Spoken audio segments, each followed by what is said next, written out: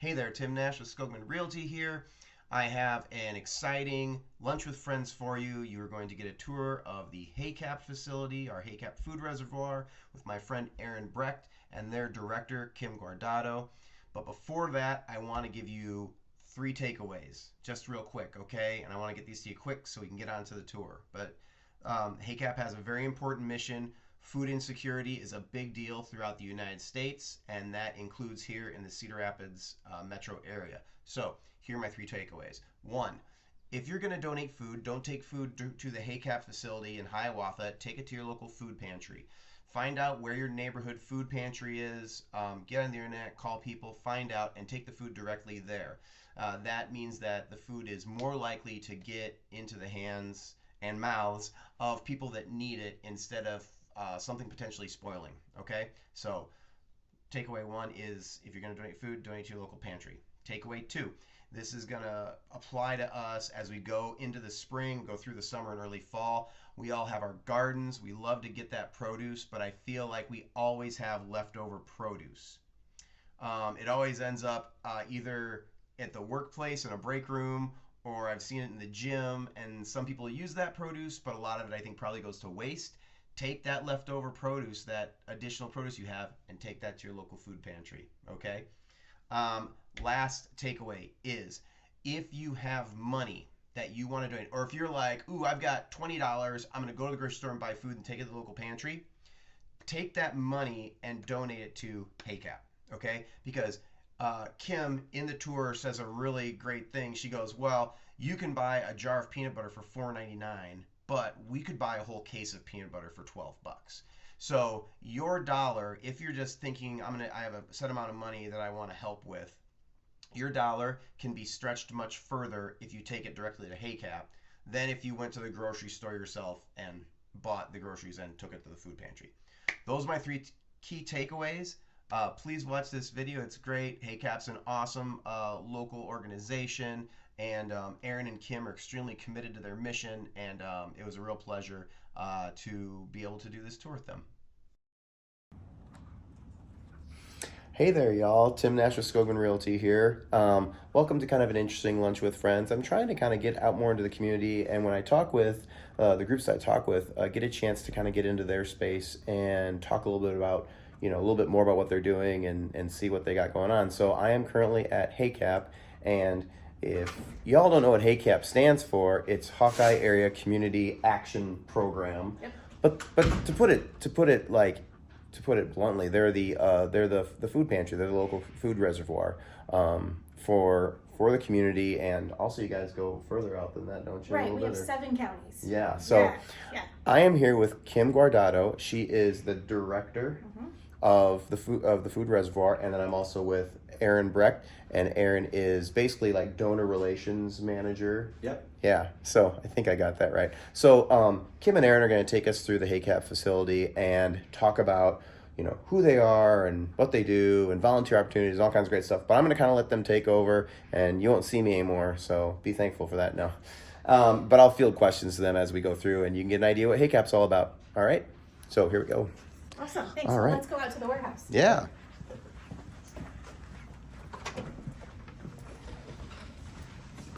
All right. So this is our warehouse. It's about 18,000 square feet of space, and as you can see, we have lots of different racks of all different kinds of food. Probably the biggest thing to note is that there's about 3 different kinds of food that we have available for our partners out in the community. About half of what we distribute is donated food, so that's what Aaron does. He talks with our food donors and gets them connected to donating their food to us. About a quarter of what we donate comes from the USDA, and so that's food we get through the Emergency Food Assistance Program, TFAP, and that's food that comes to us through the USDA that we can distribute to all of our partners. And then the other 1/4 of our food is purchased food. So we try to look at what's coming in, what we know is coming, donations, what we're getting from the USDA, and then we'll purchase other foods to kind of supplement that as we go along. Okay. So Aaron, you want to talk a little bit more about all the donated food? Absolutely. So we get our donated food through 3 main sources. It's the retail industry, so your local retail stores. That could be a Walmart, a Target, a Hy-Vee, Fairway, Aldi, try to name all of them, Quick Start. There's a whole bunch of them. Virtually any retail food place within our service area, we have a relationship with to get the food that they're not going to sell. So when you hear donations, this isn't the HACAP Food Reservoir or our partners reaching out and saying, hey, do you have anything that you're willing to give us that you're going to sell? It's stuff that would have wound up in a waste program or is deemed unsellable to a quality standard of that respective retailer. Same thing with our manufacturing partners. You can think two big ones, especially in Lynn County, would be General Mills, Quaker Oats, PepsiCo, RS Handline, Performance Food Group. All of those places have food that would rather not go distributed or sold or onto a table through normal means, so we can collect that and distribute it to our partner agencies out in the community that are doing really the boots on the ground work with those food pantries, our partner agencies. That's where all of our food goes to. So the other way that we do that is through, it's Iowa, so we work with a lot of agricultural partners, farmers, livestock, growers, everything like that. We actually have a program where we get funding to pay for processing of donated livestock. So that's really cool. We work with a couple of lockers here, one in Winthrop and the Edgewood locker, to do that processing of that donated livestock, and then the rest of it is folks can grow. Some folks grow fields of stuff for us. Joyce Hansen, shout out to her up north of town here, and then there's all kinds of different versions of that, both big and small, that we work with. People like the Iowa State Extension Office, or really any kind of agricultural partner, we've got some sort of relationship with them, which is great because that healthy produce and that Iowa grown protein is very, very, very hot commodities in our partner agencies. Excuse me, but. So one of the things that I'll just mention is that as we come into the growing season, people can, one way you can help is to plant some extra crops that you're going to provide to a local food pantry or to us here at the food bank. So there's a lot of ways to get involved, and that's just a simple one. Grow some extra stuff. When you have all those zucchini, instead of putting them out on the curb and letting whoever pick them up, Or taking them to your gym, or taking them to your work, or something like that. Exactly. Yeah. Get them to a partner agency, one of our food pantries. Bring them up here to the food bank to us. But that's one way you can help out, and it makes a big difference because we can get those things out to people really quickly. Specifically, if you have a small donation of things, which small in the grand scheme of things can mean anything, but like a couple of bags, that stuff can come here. We're always willing to take it Monday through Friday, 8 until 4. We're usually open. There's somebody here. It's a holiday or something. But the food pantries that you can donate, especially that produce to, they'll get through it a lot faster than we were. Sometimes it'll sit here for a day or two, and then it'll go out to a partner agency. So if you've got a tomato, and get it right to a pantry, more times than not that day or very soon it'll get into a neighbor in need's home. That's one of the benefits that we have of working with such a wide pantry network throughout the 7 counties. We're able to get through that food that's very, very close to its expiration or not being edible, and that's something that just an example of how we can't do this without the partner agencies that we work with. So it's a good Right, yeah. So for partner agencies, we have about 270 partners through our 7 counties. Those partners could be a food pantry, they could be a dining site, meal program, a child care facility, residential facility, lots of different ways that people in need can get food. And so it's really through all of those partners that we make the biggest difference into the community. So when we talk about a food bank, we see a big warehouse, we see lots of food coming in, and then it's our job to get that out to all of those partners who are providing that food directly to the individuals that are asking for food or that need food. And so, wherever you are in your community, there's going to be a pantry locally. Most communities have a pantry you can get connected to, and those are really the ways that we get food to people, and they're so critical to the work that we do because we only have a few avenues that we use to reach people directly, but most of what we do is working through our partners. So we can't send enough shout outs to our partners for all the work that they're doing to make sure that people have food on a daily basis, and it's our job to get them what they need to do that. And that's certainly been challenging, in the last few years. The need continues to increase so much that we're not able to meet that need in the community.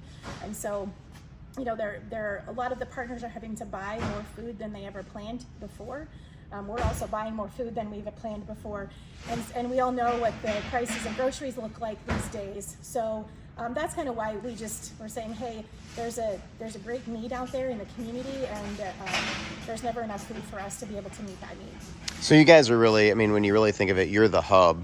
Yes. and all the separate pantries throughout the city, the county, multiple counties are really where you're sending your food. And if there were people that I love the produce idea, because I never thought of that way of people contributing.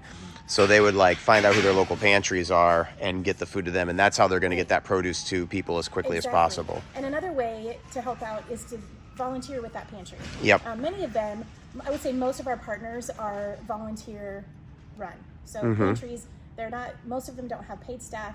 They're all volunteers. Many of them are older. And so there's a lot of physical work that goes into running a pantry. And so pantries always need extra help with volunteers. So that's another way you can come here to volunteer, and we'll show you that in a minute. But there's also a lot of opportunities out in the community to go volunteer at that pantry where you're taking your zucchini.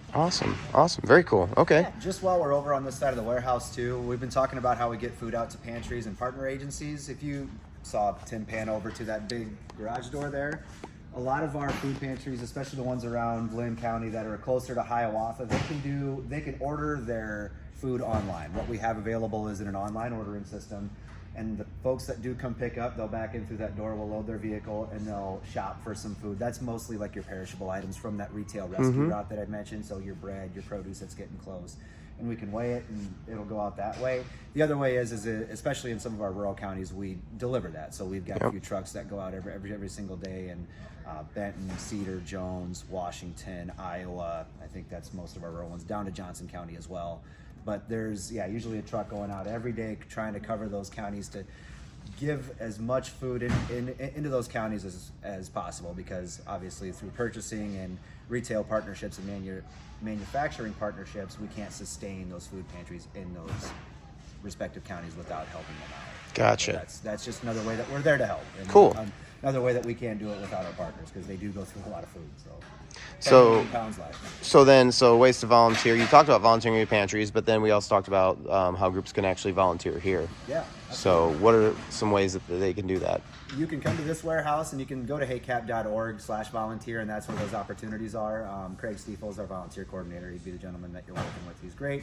The opportunities in the warehouse usually pertain to quality checking food, especially the donations that come in. We want to make sure that we're not distributing any rotten or molded stuff, but also you can be packing food boxes or food bags. One of those is that backpack program where local kids get a bag of food to take home over the weekend. That's a ever popular one. We love that one. We also have school pantries in a lot of schools, so it supplements a whole lot of childhood food insecurity, it directly impacts that. And then there's some other things. Sometimes we have cleaning or order picking that we have to do. It is an active warehouse, so if you're good at running a pallet jack, come talk to us. We always need people to pick orders. And then of course our mobile pantries are options as well, which is kind of out in that community where we're like, that's a way that we directly distribute food in mostly rural communities or places that might not have access to a lot of pantries or something along those lines. Anyway, we use volunteers to run those mobile pantries. Cool. It's a truckload of food where you're handing it out. All right. Yeah. And then we can go take a look at where people volunteer too. Yeah, sure. Let's just walk back there and kind of see. Do a walk and talk here. So another thing that surprises people. Sorry, Kim, if I'm jumping in. No, go for it. The capacity that we have as a food bank. Once people figure out the food bank versus the food pantry idea, the next thing we like to talk about is the capacity. This right here is our refrigerator and our freezer, and then there's another unit here that can do both. We can take semi-loads, up of product and store it and distribute it, which is also a benefit of a pantry working with a food bank. If, these big manufacturers don't have a place to donate their semi-trailers full of food, then where does that food go, right? It Right. would go into a waste program. So we're able to take it, collect it, and distribute it, and that's also a great way to keep those staple items on hand that pantries need: your milk, your proteins, your vegetables, things, the perishable items. cool. Should we take a peek inside the fridge? Yeah, let's take a look. I don't know what's in here, so. Oh man. Okay. So this is the refrigerator. One of the things you'll see on the left-hand side is Dan and Debbie's Milk. So Oh, yeah. a great local partnership that we have that we started about 1.5 years ago. So we all know and love Dan and Debbie's ice cream Yep. and butter. And so when they make those wonderful products for the rest of us, there's a whole bunch of skim milk left over. Yeah. And so they give us a really good deal to buy this milk. So we're also supporting the local economy, supporting the local grower, and folks that are visiting a pantry, get fresh Dan and Debbie's milk. I mean, that's, besides the cheese curds and the ice cream. Yeah. That's pretty No awesome. kidding. That's great. Yeah. Very cool. Okay. Yeah, so I mean, eggs are one of those things that we try to have regularly as well. And so right now we have a lot of eggs, and then I think up here is some grapefruit, and that's from the USDA. So we're definitely seeing healthier foods coming through the USDA. Good. They have a great commitment to that nutrition, so we're seeing more of those fresh foods and meats, Yeah. healthy meats to keep feeding our people. Yeah. No, I love it. It's great. We'll spare you from the freezer tank. Thanks. It's like maybe something in there. There were a few days, because this is Iowa, there were a few days where the freezer was probably warmer than the outside temperature. Oh, man. Yeah, just a quick peek here. We're going to enter in where our volunteer room is. Oh, okay. This is where we pack food boxes, where we'll quality check those food donations. It's a weekly thing. There's a lot of food that comes in and out of here. If 50% of it's donated, and most of that has to get quality checked. And this is where that magic happens. So, note on the food boxes, they're called ERB boxes, emergency relief boxes, but it's essentially what we take to those mobile pantries to distribute as kind of a baseline of here's a box of food, and then we take extra stuff, produce, all those staple items as well. And then of course, disaster preparedness is also a part of a food bank's responsibility, so we like to keep those ERB boxes on hand in the event there's a disaster that happens. Which when would that ever happen in Cedar Rapids, Yeah. or the surrounding area? Twice in the last 20 years. Exactly. And another thing that we do pack here are also our food as medicine boxes. So we have a great partnership with local healthcare partners. We're doing food insecurity screening at, could be a medical appointment, it could be a free clinic, it might be, there's boxes through Mercy, inpatient, through the oncology center, like lots of different places where those healthcare providers are doing food insecurity screening. If you screen positive, you can take a box of food home with you. And then inside the box are more resources to help you get connected. Maybe it's WIC, maybe it's SNAP, the Supplemental Nutrition Assistance Program. Maybe you need ongoing assistance at a local pantry. So we have all those resources tucked into that box. And then we're also working on some follow-up pieces with that, so that we can really grow kind of that healthcare referral piece. Healthy foods are in the box, and we all know that only so healthy can you get in a box. So Right. We'd love to expand that and offer, fresh produce options and stuff. But we're really just getting started with our healthcare partnership. So hopefully to come, that's something we'll see more. Very cool. Our tiny little mini pantries in healthcare facilities. I mean, that's a place where we're certainly identifying people that haven't been identified as food insecure. Right. So it's a nice way to find more people that need help and provide resources to get them help. Great. Yeah. Cool. All right. Fantastic. All right. We got anything else? I would just say, if you're interested in helping and volunteering, just again that plug, that HACAP.org/volunteer is the best place. I'll link it in the feed, so people can, when they click on more, those links will be there for sure. Yeah, I mean, I think So- the other thing to note is that because of our status as a food bank, that we can buy food at a much better rate than you can at a grocery store. So I Okay. use the example of peanut butter because that's a great thing to donate. So if you're out doing a food drive or you find peanut butter on sale, buy some peanut butter and get it to a pantry or to our food bank. But also, if you wanted to give your dollar instead for, what you might pay $4.50 for a nice jar of peanut butter, we can pay $12 for a whole case of peanut butter. Right. So that's something to consider, that we'll also take your dollars too. Sure. And turn them into large amounts of food at one time. So that's another way you can help out. All right. Fantastic. Well, thanks so much, guys. Really appreciate the tour. And for any of y'all that are looking to volunteer or just figuring out ways to help, obviously, thank you for watching the video, and I'll have links in the feed below, so you can click on any of that. Don't forget, you can donate your produce. That's a new one that I hadn't thought of before, to your local pantry. But if you didn't retain any of the information here, and all you're thinking is, I want to help out HACAP, click on that link. All right, y'all have a great weekend, and thanks for watching. Awesome, thank you. Thank you.